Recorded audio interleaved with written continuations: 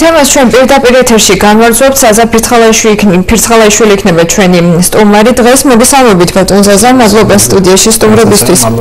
ბატონ ზაზა, უფრო დეტალურად რომ მოახსნათ მაყურებელს კონკრეტულად საუბარი არის ლექსების გამოფენაზე, რომელსაც თქვენ უკვე როგორც კომენტარიდან დავინახეთ, თითქმის 8 წელია ახორციელებს.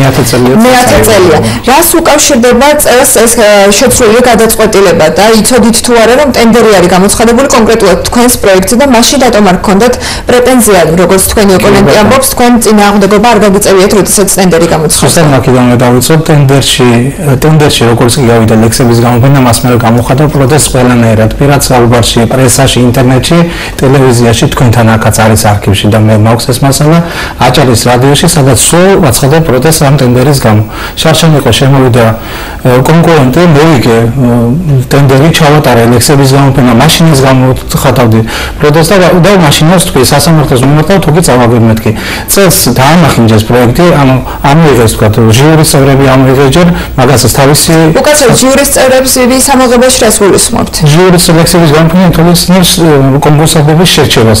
მთელი საქართველოდან აგზავნიან ნაწარმოებებს, ასე თქვენ ნაწარმოებებს ლექსებს ჟიური მუშაობს, ახლაც მუშაობს. ჟიურის წევრები ამოიღეს ჟიურის მუშაობის დაფინანსებასმერიან. კონკრეტულად ვიცი რატომაც ამოიღო და ახლა ეს აუცილებლად ჩვენ იმიტომაც მოგიწევს კითხვის ნიშნები აღარ დარჩენს. ეს ქალბატონი გამზირაბელ ქვაზე რასაც ამოს არ გამოცხადებია, ყველგან გამოცხადება მაქვს ამის საბუთები. ამოიღო უფრო კონკრეტულად გითხარით და რა მიზნებს ემსახურებდა ჟიურის წევრების შეცვლა? ჟიურის წევრების შეცვლაზე არ არის ლაპარაკი. 2011 წელს შეიმა ანანიძემ კონკრეტულად აწუხა ყოფილმა მერმა მთხოვა ჩამოსვა მერის თანამშრომელი აუცილებლად ჟიურის წევრად. რაც ჩემთვის მიუღებელი იყო ჯერ ერთი სხვა ხარისხი უკვე მუშაობდა, ამას ამავე წინასწარ გამოცხადებული მქონდა რომ თითოეულ ჩაგესვათ. არ ვიცი, მე არ მსახიობა უბრალოდ ამ წინაზე იყო ვახტანგ გლონდი როგორც ბათუმელი და პოეტი, მწერალთა კავშირის წევრი და არა როგორც საკრებულოს წევრი. ანუ ვახტანგ გლონდით მერის რეკომენდაციით არა, როგორც მწერალთა კავშირის წევრი, ხილსეული ბათუმელი და კარგი პოეტი, კარგი შემფასებელი. მე არ ვიცი, შეიძლება დღესაც რო ჩაეცოს, თუმცა ამაზე პასუხი მივიღე, ვაფინანსებთ სილამაზის კონკურსზე, იქ ყავს ჩვენი ჟიურის წევრი.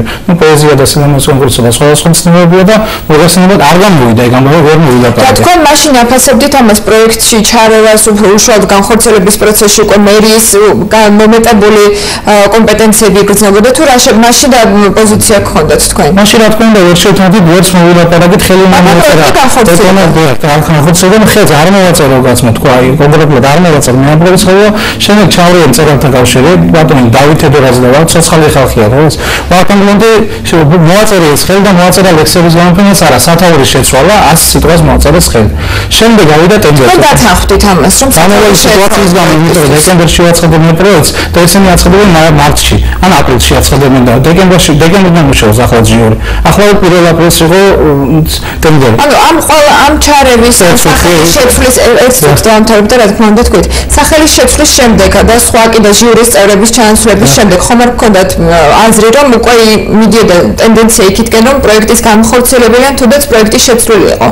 რა თქმა უნდა, კი მქონდა მე შარშან ჟიური ამოიღეს. რა თქმა უნდა და ვამბობდი ამას ვამბობდი და მაქვს ამის მასალა ტელევიზიიდაც, რადიოთიც, პრესითაც. მაშინ რატომ მიიღეთ წელს ტენდერში? იმიტომ რომ გამოვალ სიტუაციის გამო შარშან მაგალითად ჟიური მუშაობს უკვე დეკემბერში ვაცხადებ მერიასთან ერთად ბათუმის ხელოვნების და კულტურის ცენტრი IP რომელსაც მე ხელმძღვანელობ დეკემბერიდან აცხადებს უკვე მონაწილეების მიღებას. ჟიური 6 თვე მუშაობს უკვე ეს პროექტი.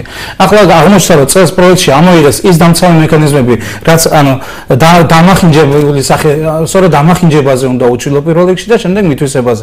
ამოიღეს ჟიურის მუშაობა რომ უნდა ყოფილიყო, არა და შარშან ჟიური მე დავაფინანსე საკუთარი სახსრებით და ემიგრანტების შემოწირულობებით. ჟიური ამოიღეს შესაბამისად გამარჯვებულები ვერ გამოვლინდებოდა, გამოვლინდნენ შარშან, იყვნენ ეს ქალბატონები და ბატონები, შარშან ესწრებოდნენ ლექსების გამოფენას, დასრულებდნენ. ჩაიბარეს წიგნი, რომელსაც ლექსების გამოფენა ქვია, თვითონ ფორუმს ეძახიან, მაგრამ საძიებო სისტემაში არც არ იკითხება, ჩაწერეთ ვისაც გინდათ ლექსების გამოფენა 2013 რამდენი რამდენი ცნებავთ არის. ჟიურის დაფინანსებას მოახერხეს შარშან გამარჯვებულების დაჯილდოებაც და იცოდნენ ამათმა რომ ეს იყო ლექსების გამოფენის მაშინაც ცოტათი დამახინჯებული ვარიანტი. წელს გამოვიტანეს აი ამ თვის ერთი თვეც არა გასული 2 კვირის უკან, სადაც ამოღებული იყო მოლბერტებზე ამათი გამოფენა, ანუ სრულად ამოაცალეს. და დარჩა ფეხბურთში უნდა ჩაგვეტარებია ეს ტრადიციაა და პროექტს ახლოს. ნარჩი უნდა ჩაგვეტარებია შეჯიბრება, ფოტო გამოფენა მოგვეწყო, წიგნის დაბეჭდა რაც ერთნაირი. ანუ ლექსების გამოფენის ფარგლებში არის რამდენიმე ღონისძიება და მხოლოდ ეს ღონისძიებები ღონისძიებების შენარჩუნა. და ახლა დარჩა 130 პროზაიკოსი და მონაწილე უნდა ჩამოიყვანონ, 130 კიდე საინტერესოა, საიდან მე დარწმუნებული ვარ ეს პროექტი ჩაიცვლება. არ ჩატარდება, არ მიიღებენ მონაწილეობას. კიდევ ერთხელ მინდა დაუბრუნდეთ თავდაპირველ თქვენს ურთიერთობას, თქვენსა და მერიას შორის ურთიერთობას. თქვენ შეგქონდათ პროექტი, რის შემდეგაც მერია უკვე თქვენს მიერ მიტანილ პროექტზე აცხადებდა ტენდერს და არა. თავიდან აგვიხსენით თქვენ თანამშრომლობა როგორი იყო? თავიდან ვატარებდი მარტო მე, აი სამჯერ ჩავატარე მოხალხეს. შემდეგ როდესაც დაფინანსებაზე სამჯერ მიმართე სარეკლამო მომსახურების სანაცვლოდ თანა დაფინანსება ვითხოვე მერიისგან. რა ჩვეულებრივად ხდებოდა და მეც სარეკლამო მომსახურებას პატიოსნად ვასრულებდი. აი ამ ვინ გაფინანსებდათ მერიასთან ერთად? მერია მაფინანსებდა ჩემი შემოწირულობები ემიგრანტებზე ვამბობ. ერთხელ ვისოლიც იყო. ანუ ამ ბიზნეს კომპანიებთან ჰქონდათ მოლაპარაკებები. აი ამ ჟიურისთან რასაც ვილაპარაკე, ჟიურის მოთხოვნის შემდეგ შეიცვალა ძალიან სიტუაცია უარესობისკენ, მოხდა ნელა-ნელა დამახინჯება, ეს 2 წელია განსაკუთრებით. ანუ მას შემდეგ რაც თქვენ აქტიურად დაიწყეთ თანამშრომლობა მერიასთან, რა ფორმატით თანამშრომლობდით? შეგქონდათ პროექტი და გაფინანსებდნენ თუ პროექტი შეგქონდათ, ტენდერი ცხადდებოდა და მერე გაფინანსებდნენ? ჯერ შემქონდა და მაფინანსებდნენ, ეს 2 წელია უკვე ტენდერი ცხადდება და ტენდერში მიღებული. და ტენდერში თქვენ იგებთ ავტომატურად. დიახ, მაგრამ 100 სიტყვა უნდა იყოს. აი ისეთი პირობები უნდა ყოფილიყო. დამცავი მექანიზმი. აი რატომ ვიცით რა მინდა მაყურებელს კიდევ ერთხელ კარგად ავუხსნათ რომ 2 წელია თქვენ შეგაქვთ თქვენი პროექტი, რასაც მერია უკვე აცხადებს ტენდერს და ავტომატურად იგებთ თქვენ. მაშინ თქვენ არ გქონდათ განცდა რომ ეს არ იყო მართალი და საზოგადოების წინაშე არ იქნებოდა ეს ყველაფერი გამართლებული, როდესაც მერია თქვენს იდეაზე აცხადებდა ტენდერს. მაშინაც ხო შეეძლო სხვას გაემარჯვებინა? არ შეეძლო სხვას გაემარჯვება. იმიტომ არ შეეძლო ჩადებული იყო ასეთი პირობა. მაშინ ტენდერის პირობა ირღვევა. ტენდერს გამარჯვების უფლება ყოლას. თავისი პრობლემა და მოაგვარონ. ჩემი ინტერესი არის ლექსების გამოფენა ჩატარდეს და არ დაეკარგოს საქართველოს და ანუ ეს ჩვენ იქამდე მივიდივართ რომ რადგან თქვენ იმარჯვებდით, მაშინ მერიას დანაშაული არ ჰქონდა და მე თუ ვიმარჯვებდი, მე მყავდა პრეტენდენტი, რომელმაც თანხა დაწია და საერთო დონე დაწიას. მე ყოველთვის ვაცხადებდი, ტენდერი არ შეიძლება ამაზე გამოცხადდეს, იმიტომ რომ ყველა პუნქტი არის შემოფიქრებული, არც ერთი პუნქტი და არც ერთი ორი სიტყვა მერიის თანამშრომელს არ გადაუბავს ამ პროექტში. არის მითვისებული ახლა. მაგრამ მაშინ რატომ არ იყავით წინააღმდეგი? ეს 2 წლის განმავლობაში რატომ არ წინააღმდეგი და ვამბობდი უბრალოდ ბოლო დღეს აცხადებ, ბოლო პერიოდში აცხადებდნენ, დაკლებულ ტენდერზე მივიღეთ შარშან მონაწილეობა, ვამბობ. მაშინაც პროტესტის გზნობა მქონდა, მაშინაც ვამბობდი, რომ ტენდერს ნუ მიცხადებთ, წავაგე ეს რასაპირებთ ახლა დასასრულისკენ მივდივართ, რასაპირებთ და რომელმა კომპანიამ გაიმარჯვა თქვენს პროექტზე? გაიმარჯვა საქართველოს ხელოვნების საბჭომ, ასე სახელწოდებით, რომელმაც ჩაატარა ბათუმობა, სხვადასხვა წელს ვთხოვე მე ჩადევით ისმაის ტენდერში, რომ ჩემგან ბევრი რაღაცა მოიპარეს და ეს არ გავუკეთებია. ჩადევით გამოსლება რო ქონდეს ფირმას მეთქი და არ გაითვალისწინეს რატომღაც ტენდერის პირობებში. მე ვაპირებ გამოვუწოდო საქართველოს ხელოვნების საბჭო ხომ არის ძინარი ხელმძღვანელი? თბილისში არის დარეგისტრირებული, არ ვიცი პრინციპი. ფირმის ინტერესები ხომ არ იკეთება თქვენი? არ შეიძლება პატიოსნად მიიღო მონაწილეობა, მე ლექსების გამოფენა მткиვა და დარწმუნებული ვარ ათასობით ადამიანს ლექსების გამოფენის ადგილვარი მткиვა. მე მოვუწოდებ აი თელ წერლობას, რომ ბოიკოტი გამოუცხადონ და ლექსების გამოფენის დამახინჯებულ ვარიანტს. დარწმუნებული ვარ, ეს პროექტი არ განხორციელდება.